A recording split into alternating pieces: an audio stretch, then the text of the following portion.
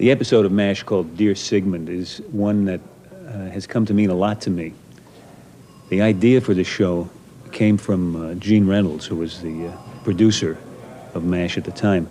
And he thought that it would make an interesting show to have a psychiatrist making notes on all the people in the camp.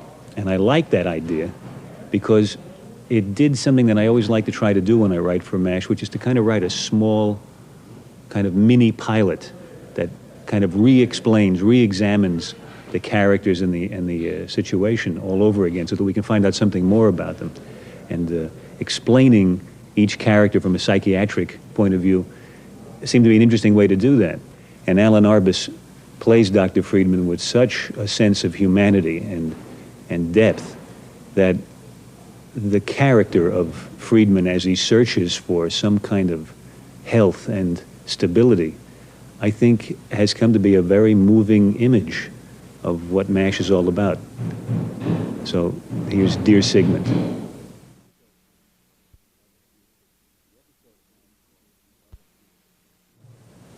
The episode of MASH called In Love and War had a very interesting genesis. We were sitting in Burt Metcalf's office one day. He's the producer of the show. And we were trying to come up with new ideas for stories for the coming season. And Burt just mentioned to me in passing that he had interviewed in his office a Vietnamese actress who had been a big star in Asia and lost everything. And there were things that Burt said about Kieu Chin that described such a charming woman that without meeting her, I wrote this half-hour screenplay about her without ever knowing what she was really like. And I hoped when I met her, finally, that she would be the person I had written about. And she was. And it was a wonderful experience doing it with her because she's a delightful woman and a charming actress. And the show will always be, for me, what I called it in its working title, which was The Korean Woman. It was later called In Love and War. But to me, the strength of that woman and the simple decency of her is what gives this episode something very special, I think. It's called In Love and War.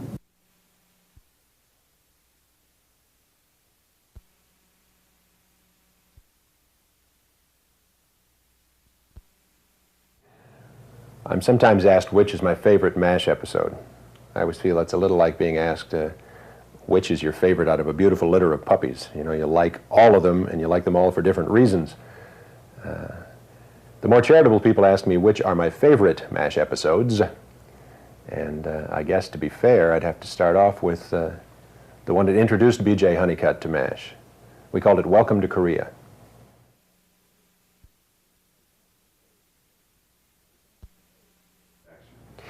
We constantly showed in MASH the horror of war and the cost of it on a not only a physical level but on a moral level.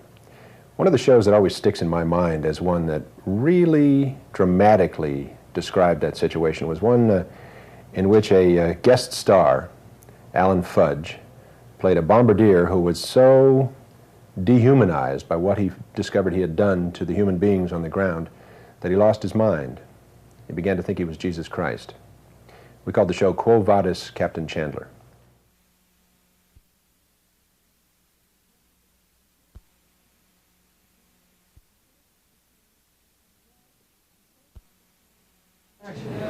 Well, the first episode of the festival of my favorite MASH episodes. It's called Hot Lips and Empty Arms. For the first time, we will see that she's not entirely happy with her relationship with Major married Frank Burns, that she's not entirely happy with the Army, and that she wants more, and we see self-esteem, a lot of wonderful things happening. She even develops a kind of a friendship with Hawkeye and Trapper. It's a fun episode, it's an interesting episode, one of my favorites. Hot Lips and Empty Arms. Roll it!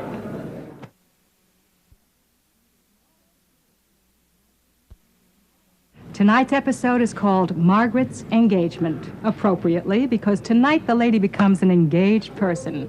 We found out last night that she was not entirely happy with Major married Frank Burns. She went off to Tokyo on some medical business and met Lieutenant Colonel Donald Penobscot. Returns tonight to the 4077th with this fabulous news. Alan Alda directed the episode and brought out the genius of Larry Linville, who plays Major Frank Burns, and who reacts to the news in a very interesting fashion. It's a very funny episode, and it's delightful to watch Margaret with all these wonderful new colors. This lady in love, all pink and rosy and happy and quite different. Margaret's Engagement. Roll it.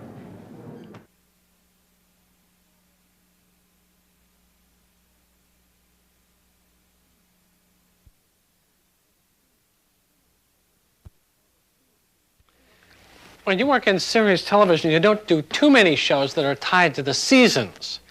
But on MASH, we tended to do a Christmas show every few years, and this is one of them. It was written by Alan, and of course it's one of my favorites because it features Mulcahy very strongly. It was a lovely experience and shows some of the inner man, and one of the first shows that did that, I think, Dear Sis.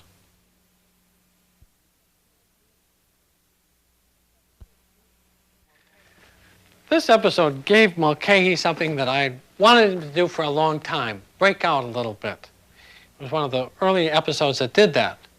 And as you'll see, Mulcahy feels the frustrations and limitations of what he's doing, but he, in his own inventive way, finds a way out. And of course, it was one of the early shows that gave me a lot to do in MASH, so naturally it's one of my favorites, Mulcahy's War.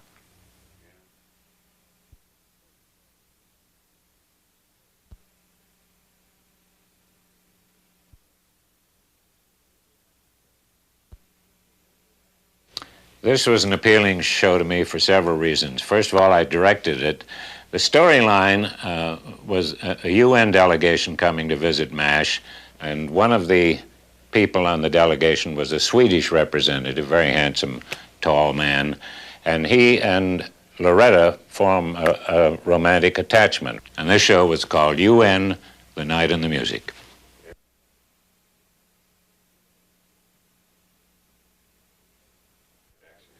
Well, this was kind of an unusual show in the sense that I was not playing Colonel Potter. It was the year before I became a regular on MASH, and I was doing a guest shot. It's the kind of part you would have done for nothing, although fortunately they didn't force me to behave in that fashion. But it was about a crazy general and all kinds of antics, and I think out of this I may have gotten my regular part of Colonel Potter, so that's why I like this show very much. It was called The General Flipped at Dawn.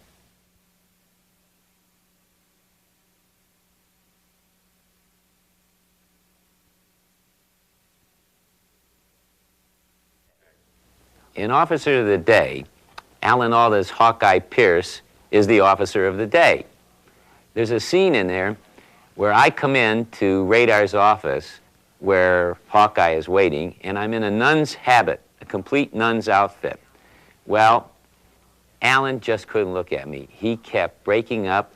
I don't know how many takes we did, and then when he stopped laughing, I started laughing. It was a very, very difficult scene, but a very funny scene, and that's Officer of the Day.